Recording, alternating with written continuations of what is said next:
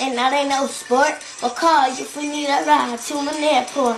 In fact, you can drop me off at home after this. Then you can take your couple bucks back right as a tip.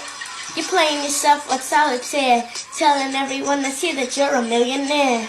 You're not a baller, you're a phony. I bet your whole crew was a bunch of random homies. And now you're lying betting on me. Your pursuit was a facade. The only girls you get were in the pages of a catalog. Oh, here stands Lord of the Bluff. His lies are legendary till the truth made him hush. And what's funny is your truth ain't enough. Why'd you gotta make up all the money and stuff? I guess it's easier to play that role in that card, cause you don't have the guts to tell us who you really are. So you can keep a trophy that you don't deserve. I might be a busboy, but you got served.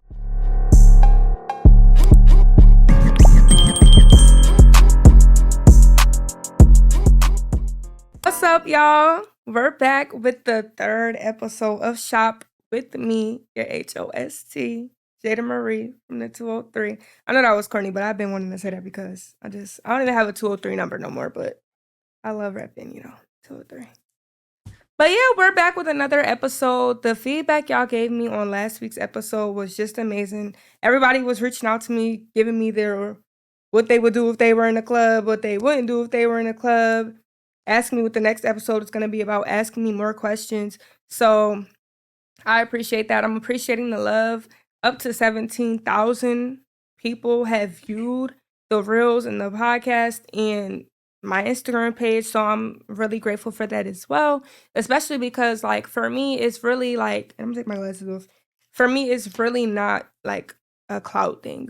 I don't care to be oh my gosh, everybody know me. No, I want y'all to hear what I'm saying. It's really about what I'm saying. So to know that the things that I'm saying reach that many people really, really is making a big impact on me. And it makes me feel good. It makes me feel like I'm doing what I'm supposed to be doing. So, yay. So on my Instagram, I asked y'all for some Q&A questions. So today I'm going to answer them because another thing I realized was a lot of people reached out to me and they were asking me about what's this and what's that about my personal life and my personality. So I'm I'll do a little Q&A on the third episode for them so y'all can get to know me a little bit more if you don't already know me. But we're going to start off today. We get into our story times. We're going to start off today talking a little bit about me, and then we're going to get into today's topic because I feel like today's topic, I feel like I should have been talked about it. It needs to be talked about earlier. Everything else I talked about ties into this because you just can't have one without the other. But yeah, so we're going to start off talking about me, right? So as I mentioned in episode 1, I went to the illustrious Howard University, the real HU, in Washington, D.C. And I went for human development. So now I'm kind of going into this, no, not kind of, I am going into this TV and film sector. And a lot of people have been asking me girl, that was a big switch. Big switch. I said switch. But a really big switch, going from working in social work and human services. How did you end up in TV and film like that? They don't even correlate. And the thing about it is people don't even know I've been focusing on TV and film. Since I was very little, my focus has always been in entertainment. So from very little, I want to say about 5 years old, my parents, they were we need to get her on TV. We need to get her in theater. She needs to be in something because I was such a theatrical kid. I would just sing out of nowhere. I would dance out of nowhere. We'd be out in the restaurant and I want to get up and perform. Don't let us go to a restaurant with a live band performing. I would get up, go up to the live performers and say, hey, can I sing a song? I remember, and if I find the video clip, I'll insert it for the people on YouTube. But I remember being in Florida. Baby had just came out by Justin Bieber. That was my song. But I wanted to rap. I always wanted to be a rapper. So Baby came out and I knew I couldn't sing. But I'm okay, we're in Florida. We're at the Elephant something. Some restaurant in Florida. Or no, it was called Bahama Breeze. We were at Bahama Breeze and they had a live band performing and my parents said I just got up, went up to the band and were like, hey, I want to sing and I want to rap. Do you have Baby by Justin Bieber? And they were like, yeah, we do. They stopped their whole set and I got up and performed it. She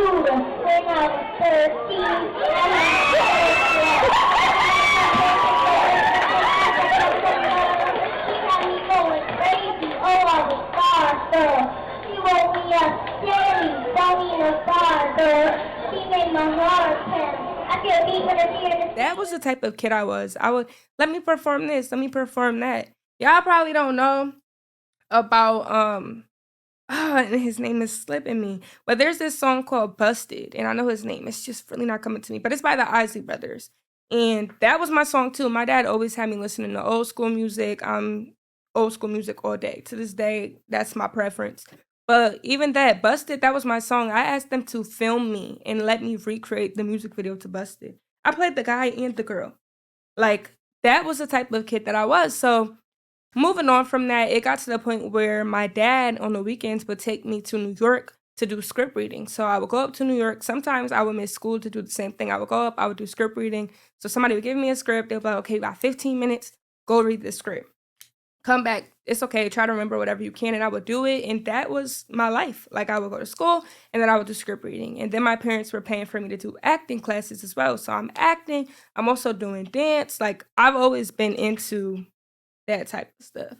Fast forward in middle school, we had a really big emphasis on arts. So I was always doing things in drama. I remember we did Anne Frank, and I was Anne Frank. I remember we did our 8th grade musical. It was Mulan, and I got casted as Mulan. Now, a funny story about that, I told you I can't sing. So I auditioned to be Mushu because I knew when he sung, it was like talking. But my drama teacher cast me as Mulan, and I'm like, man, we got a lot of Asian girls in my class. They were pissed, okay? Because they're like, why we got a black girl playing Mulan? But my drama teacher was like, no, but I love your acting, and it's a lot of acting, and you got it. You could do it. Forget the singing. Who cares? You can't sing, but that's fine. We're going to work on it.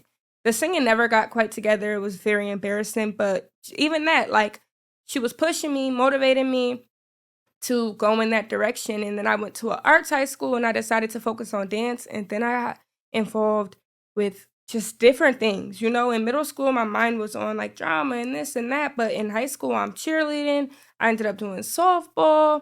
I was getting involved with boys, and that right there, it all took me for a whirlwind. You know, I stopped kind of doing those things. I still was taking my acting classes, and I would do little videos on the side. I would make skits and I would put them on Instagram. I would put them on YouTube, but then I stopped because I got involved in different things, right? Fast forward, I told y'all I got into this relationship that was no good for me. And that happened my sophomore, junior year of high school, like that little space in between. And I was in that up until my senior year of college. So my mind was in a completely different space, right? It was in a completely different space. The people I was around was also very different. My middle school, we all were competing with each other. Like, it was the type of environment where I got a 98 on my paper, and the person next to me be like, oh, well, I got 104 because I did the extra credit. And I would be like, now I got to get 105 because, no, that was the energy, right? My energy wasn't like that in my high school, and it's no diss to the people I was around in high school, loved them, but the energy wasn't the same. The environment wasn't the same, so my mentality wasn't the same. Y'all see where I'm going with this? We gonna keep going, though. So I ended up getting into human services because during COVID, that was an easy job for me to pick up while I was home. And I was doing it and I was passionate about it. I ended up working at a homeless shelter. I worked with victims of trafficking. I did all types of work and I loved it. I ended up going to Jamaica for a little while and working with preschool kids, preschool aged kids, teaching them, educating them, all types of stuff. That was my thing, right? But I was never really happy. Like, it made me happy, but there was no happiness behind it. So my senior year of college, I had, like I spoke in the first episode about, ended up getting this opportunity to go out to LA and help out with the Oscars. And when I say everybody I met out there, they were like, I love your personality. You're so theatrical. Do you have a podcast? Do you act? Like, do you do this? And I'm like, no, I don't do those things. Knowing damn well I used to do those things, but I'm like, that's just not me no more. Like, I could never get up and go up to a live band now and be like, hey, do you got this song? Let me perform it, right? And so when I came back from LA, it really put me in a headspace where I'm like, wow, Jaidyn, but you know what? That used to be you. That was you. Like, literally up until, I'll say, COVID time, where things actually kind of got worse in my relationship, that was me. I can go on my Instagram archives right now and find skits, all types of stuff that I would make, or even my old Musically, now TikTok, but I would do those types of things. And I'm like, that used to be you. What happened? Like, how did you lose that part of you, right? And the interesting thing about me is my brain has always worked like that. Like, to this very day, I can be in the shower and I'll think of a whole movie scene. Literally. A whole movie scene will come to my mind, and I'll just play it out and I wouldn't do anything with it. I was the kind of kid where if I was on punishment for whatever I did, I was in my room writing movies, writing scripts. Like, because they would just come to my mind and they would just overflow me. So I'm like, I gotta put them on paper. I gotta put them on paper. What happened to me? What happened, girl? That was your passion. That was your desire. Like, what happened, right? And I realized, like I said, it was my environment, the environment I was choosing to be in. Now, let me be clear and say that environment is not just a physical setting, it's also the people that you're surrounding yourself with. And I wasn't surrounding myself with negative people per se, but I wasn't surrounding myself with people who were like minded, right? So, all of those dreams and stuff, and also I told you I was in that bad relationship. I wasn't thinking about any of that. My mind forgot I was even creative, and I still would come up with movie scenes and stuff, but my thought process wasn't, oh, I got to put that on paper. It was just like, girl, your mind just always going crazy. And I had to realize, like, no, I have a gift. I have a gift. I think so creatively. Like, my brain just tells stories all the time. And then I've experienced all these things that add on to that imagination that I have that can emphasize and make even better the stories that I'm coming up with, you know? But it took me going to LA, being around that group of people that I was around at that event and several other events I attended for me to realize, like, wow, I could be doing a lot more right now. Like, I have a gift that I'm not even utilizing. So, where am I going with this? Where am I going with this? Your environment impacts you so much.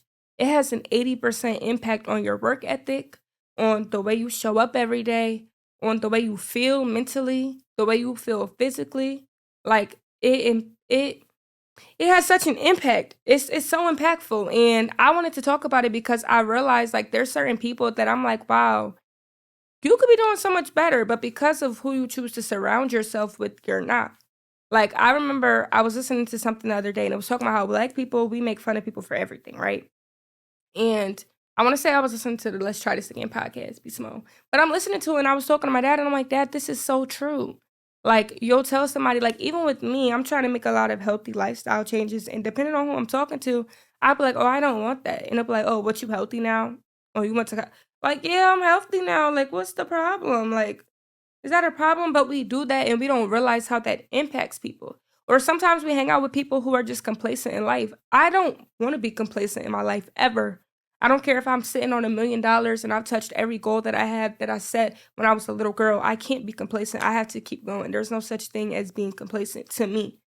That's the type of people that I want to surround myself with, like-minded individuals. But when I surround myself with people who want to sit around all day, not do anything, who aren't goal-oriented, it really starts to impact me because I'm sitting around with you all day. What am I doing?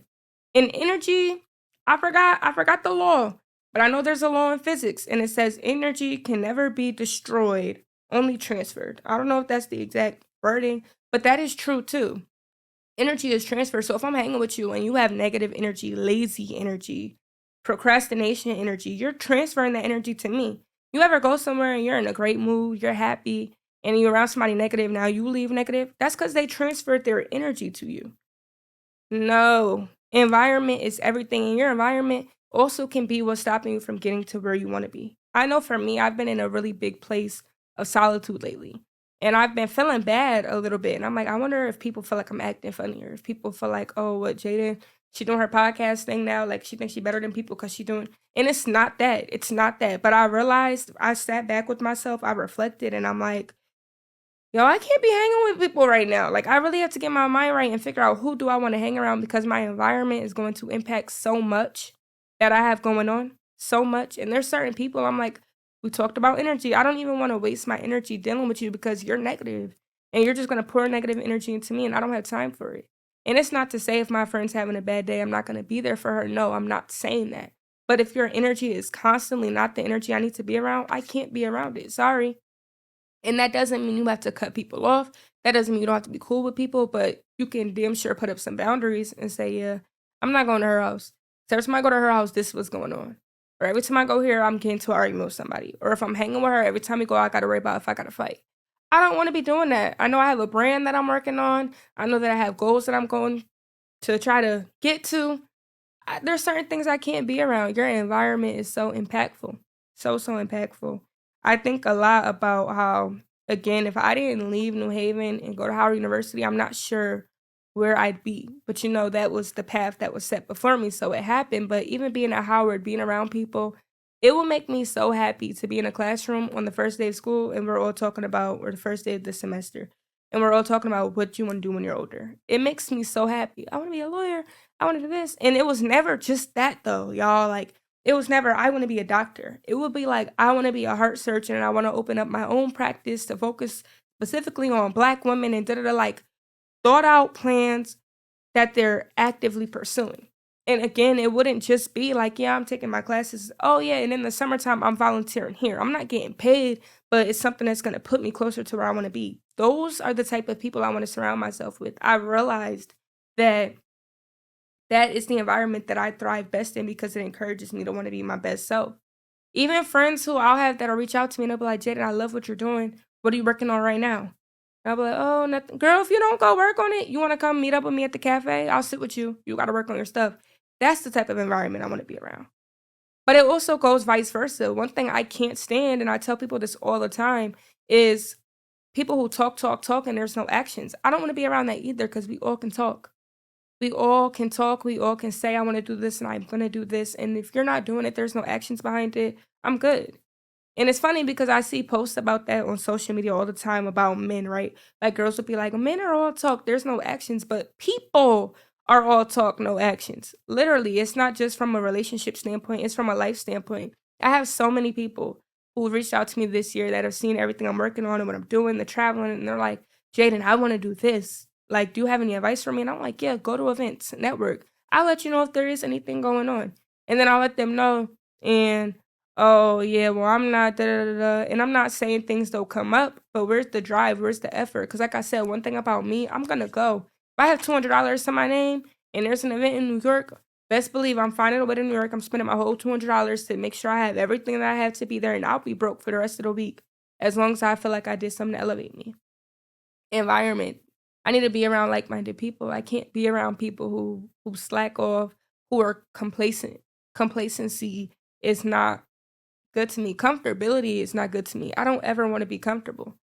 I know I mentioned again in the first episode, I talked about how I listen to Will Smith a lot. I listen to Will Smith every day now. Every morning I listen to Will Smith motivational speeches. Some of the speeches I've memorized because I listen to them so much all the time because they really help me keep going. And Will Smith is such an inspiration to me because I don't know if people know his story, but Will Smith wasn't trying to be an actor. He was a rapper. He came out with Summertime. He had all that stuff going on, and he went to this party. Quincy Jones was at the party, and he's like, I want you to read this script. Like, what do they call you? He's like, they call me the Fresh Prince. And he's like, okay, I like that name. I want you to read this script. And he was like, Quincy, I don't act. And Quincy was like, that's cool, but I want you to, you got 10 minutes. I'm going to clear out my living room. I want you to come perform this script. And Will was like, I don't act. And he's like, listen, it's either you're going to do it or you're not. He did it, and he's like one of the best actors today. And he spoke about how the difference between him and somebody else is if he gets on a treadmill, he's going to be on that treadmill till he dies. The next man's going to get off when they're tired. I want to be around people who are doing something because they feel like that's their purpose. They're not doing it for fun. Because fun will come if you're doing something that you love, but you're doing it because that's what gets you up in the morning. That's what drives you. Those are the type of people that you need to be around. Those are the type of people. And that's not just for entertainment or if you want to get into the creative side of things. You could be going to nursing school if you're around people who don't encourage you to study, who aren't, hey, girl, you know what? You shouldn't come out tonight. Don't you got that test? Keeping you accountable. Your environment is so important. You don't need to be around those people. And again, it doesn't have to be, oh, well, I'm not hanging with her. No, but I have a boundary with her, like I said. And I'm trying to drill the point because I feel like people don't necessarily understand that, but it's so important. It's so important. It's so significant. My best friend, I'm so grateful for her, and we didn't even speak. I want to say we didn't speak for 3 years because I was in an environment that was not good for me. And she was like, Jaidyn, I love you, but because I love me too, I had to separate myself from this. I have to, because like I said, I was just allowing someone to do me crazy, and I was allowing them to drive me crazy, and the accountability at that point was on me. She's like, Jaidyn, I don't know how much more I can take and stay around for this. Like, this is just not good. And then, I'm pouring that negative energy into her too. We're hanging out, supposed to be having a good time. I'm crying. I'm sad. I'm on the phone arguing. Hey, can we pull up and see if he's here? Like, she didn't want to be around that. And at the time, I'm like, wow, like my best friend, we not friends no more. And it took me, again, separating myself from that environment for me to realize, like, wow, that was the best friend I've ever had. And I feel where she was coming from. Like, I get it. And I reached out to her and I'm like, for one, I miss you. It's been 2-3 years. For two, I understand why you did what you did. And I'm out of that now. I hope that we can come to a better place. And we have. And we talk every day now. And I'll say that she is one of the people in my life that I'm like, this is somebody I need to hold on to. Because she's going to hold me accountable. She's going to tell me when I'm wrong, tell me when I'm right. She's going to be like, girl, didn't you say you got this in the morning? We not going out for a drink if you don't go to bed? Those are the kind of people I need in my corner. And she's also going to support me. And she's going to, Jaidyn's doing this. I'm supporting this. I sent this to my friend and vice versa. Vice versa. And we're so opposite. I'm the creative, outgoing one. She's quiet. My girl's going to be a nurse. Same thing with her. I'll be on social media and I'll see something come up about nursing. And I'm like, oh, let me send this to her. How to study in nursing school. Let me send this to her. Those are the type of people you need in your environment. People who, one, they put themselves first, but they're also thinking of you and how you can be better and holding you accountable. And they're doing something with themselves. You can help people, but it's not your job to fix people. It's not your responsibility to fix people. And that's also something that I had to learn. Because I just wanted to fix the world. I wanted to fix everybody. But I said everything I said in the beginning because I lost a part of myself because of the environment I was in. And it took being around certain people for me to remember, like, wow, Jaidyn, that's not even who you are, the stuff that you're doing right now. Like, what's going on? And I'm changing my environment now because I'm like, I want to be around that all the time. I have to be around that all the time. I have to surround myself with the type of people who are going to pour that type of energy into me. Environment is everything. Environment is everything. Environment is everything. So, for our last few minutes, I'm going to get into y'all's Q&A questions. I hope y'all really sit with that and think about that. And again, like I said, and I'm emphasizing this because when I tell people this, they're like, well, I don't want to hurt their feelings and just stop talking to them. Nobody said you got to stop talking to anybody. But you have to realize time and place. Like, okay, maybe you're not my friend to hang out with on Thursdays when I'm supposed to be doing schoolwork, but we could go to the club on Saturday. Like, you need to be able to discern and understand, like, what's good and what's not. So we're going to get into the Q&A. We have about, 7 minutes left. All right, so the first question, what's the hardest thing about podcasting for you? I would say the hardest thing for me that I'm overcoming is at first I'm like, I need guests because nobody wants to just sit and listen to me talk. But then I'm also kind of like, but I don't need guests. Guests are cool and I'm excited to have guests, but I can come up here and talk because it's my podcast. Like, I was given a voice. I was given the platform. God put the idea in my mind to do this. So there's trust there for me to be able to lead my own thing. So it's kind of just, I say the hardest thing is just leaning into my faith sometimes and just being like, girl, you can go. Even if you couldn't secure your guest for that, episode, that's fine. Go in and just do you and be you, So yeah. Somebody said, what's something that being a part of a sisterhood has taught you? Okay, so if y'all don't know, I'm a Zeta 1920 Alpha Chapter, Howard University. And I'll say being a part of a sisterhood has taught me it taught me that it's good to have different people in your life. I feel like there were some people I was a bit resistant with or hesitant to get close with because I'm like, they're different from me. Like when I went to college, all my friends were from Chicago, Philly, New York, similar environments to the one I grew up in. And then I'll meet somebody from a random place in Georgia and I'll be like, she's this or she's different. And I realized that was good because they taught me things. I learned from them and they learned from me. And, I don't want to have the same people around me. Like, I like diverse, groups. So being a part of a sisterhood definitely taught me that. Somebody asked me, how was your healing process after your breakup? I'm not going to lie. I'm a firm believer that when a girl breaks up with you, their mind left the relationship a while ago. So for me, I was fine. I was fine because my mind left. But I had to do no contact. So when people say to me, like, yeah, I'm done with him, we just talking here and there. No, we couldn't talk for a very long time because I needed to be stern with myself and say, you're not talking to him until you're really done with that. Like, you're healed and done with it. because I knew if I still talked to him, I was just going to go back into the same thing, same routine, and I had to move forward. So it was hard because it was all I knew and something I was used to, but that discipline with myself and occupying my time so I wasn't talking to him, that really did it. Who or what inspires you? My inner child inspires me so much. I'm not really in a place where I want to talk about like my childhood and those things yet, but I'll say that my inner child really inspires me because I remember just being young and my grandfather talking to me, and I was telling him, like, I don't want to be here forever. I don't want to be here. Like, I can't wait to be 18 and move away. I don't want to be here. I don't like it here. And he was like, well, the only person who can do that is you. And so even my lock screen is me as a little girl. And I look at it every day as motivation. Like, I'm doing this for you. Like, I'm not doing this for anybody else. I'm doing it for me and for that little girl who had all these big dreams. And like I said, I lost sight of her for a little while. But now that I'm back there, just unstoppable. So definitely my inner child inspires me the most, the energy and the drive that I had. And the last question, oh, it's not even a question. Talk about early life childhood and tell us what motivated you. Yeah, y'all want to know about my childhood. My inner child really motivates me. Seriously, like resiliency is so important, and that's also why I kind of got into human services for a little while because I'm like, I want to work with young girls and like motivate them to be who they want to be, to be successful. And success isn't just about money. Success is whatever it looks like for you. What makes you happy? What are you waking up and doing and you're smiling about it? So my inner child is what drives me, y'all. That's for another episode. But I didn't look at these questions beforehand, so I didn't know y'all wanted to hear so much about my younger self. But we'll get into it. We'll get into it.